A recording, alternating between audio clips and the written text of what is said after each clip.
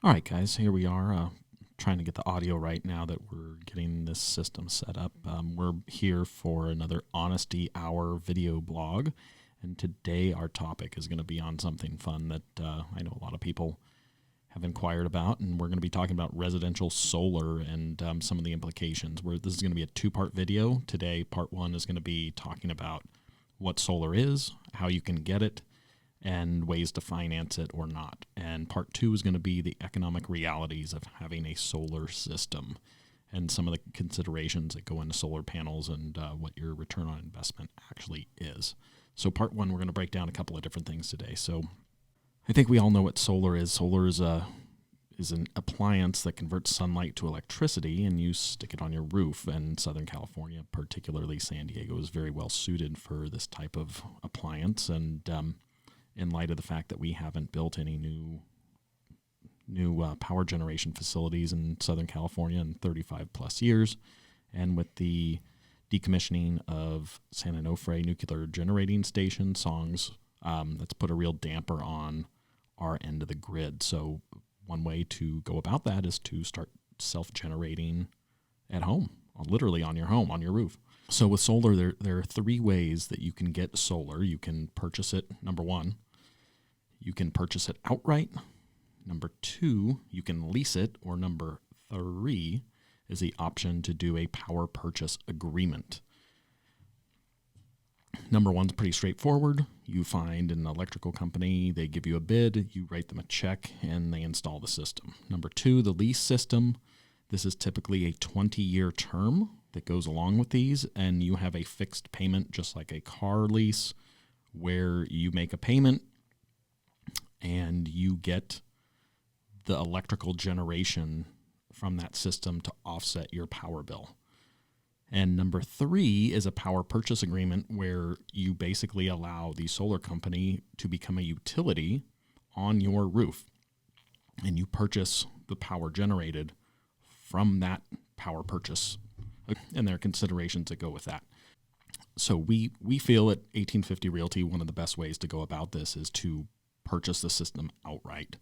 That way you don't have any other encumbrances on title or issues with service or transferability of title. With a lease, there's a couple different things here, and I'm going to include some title reports that we have from folks that we've actually helped do these things. And right now I'm looking at a solar lease as it's recorded on a title report, and there's one item of interest that gives a power company notice of independent solar energy system producer contract, which is the lease. There's a recording date, a document which has been redacted to protect our client, and then some other terms and conditions that go along with the transferring of this lease to a new owner.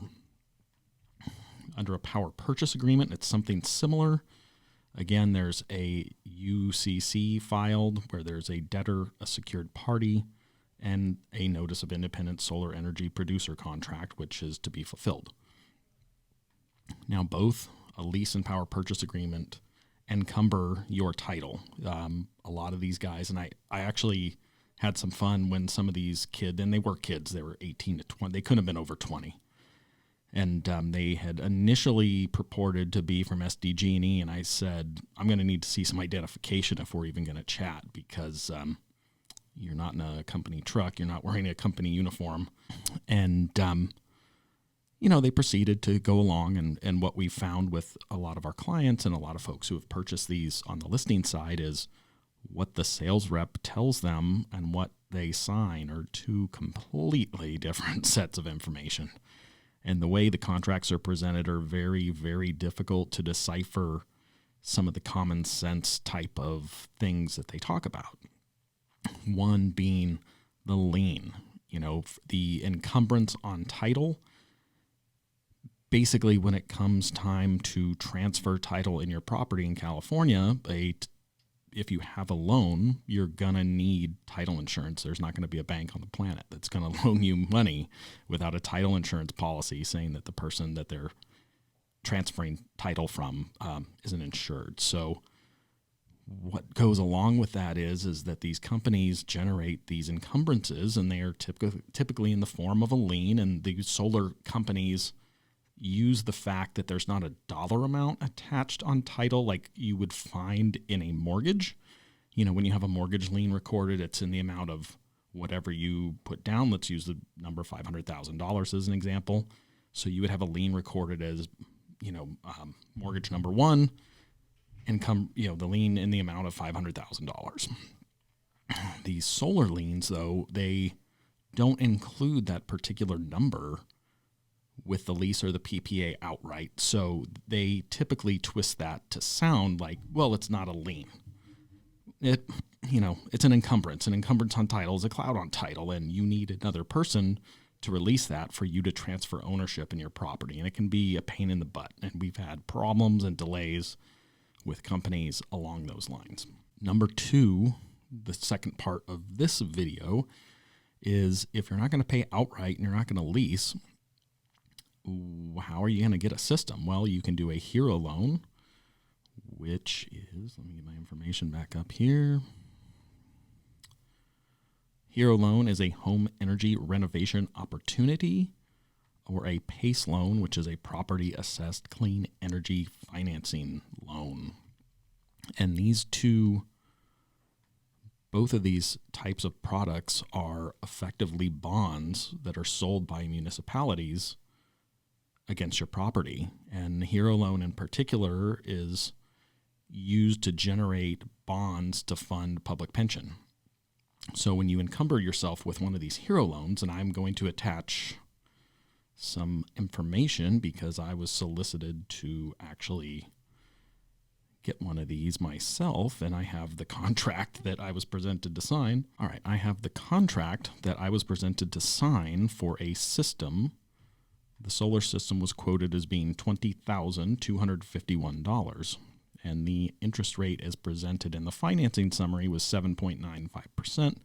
That's pretty steep. But if we look further down the contract, the disbursement changes from the $20,251 to $23,636, and it incorporates $3,000 worth of fees that go along with this. Build in the first interest payment with the principal, and then they're also assessing $1,700 in fees.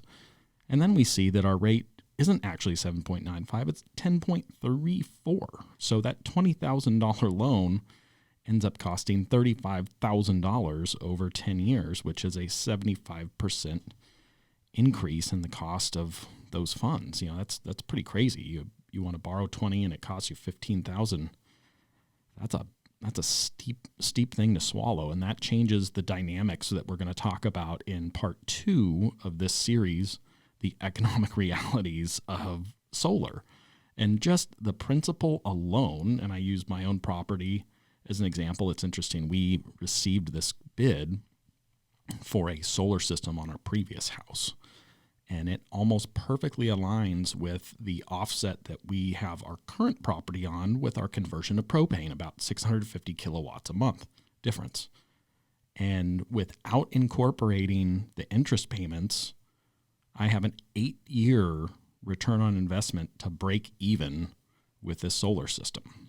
If you incorporate those interest payments, that bumps that up to 13, 14 years. I haven't done the math exactly, and I'll include that when we get to part 2. But most folks don't live in their homes for 14 years to realize that they're even going to pay it off. And going through my files, we've had folks that have had, on the listing side, systems as young as 1 month with 20-year commitments, and they're already selling the property.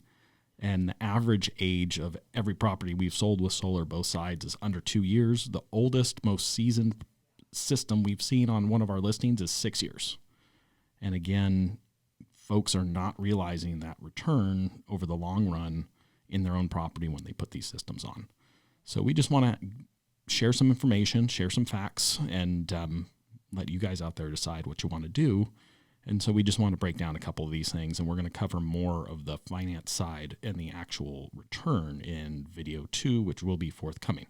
Anyway, as always, guys, I hope you enjoy the video and the content. And if you have any questions, please let us know, 760-814-1850 or Eric at 1850realty.com. All right. We'll see you on the next one.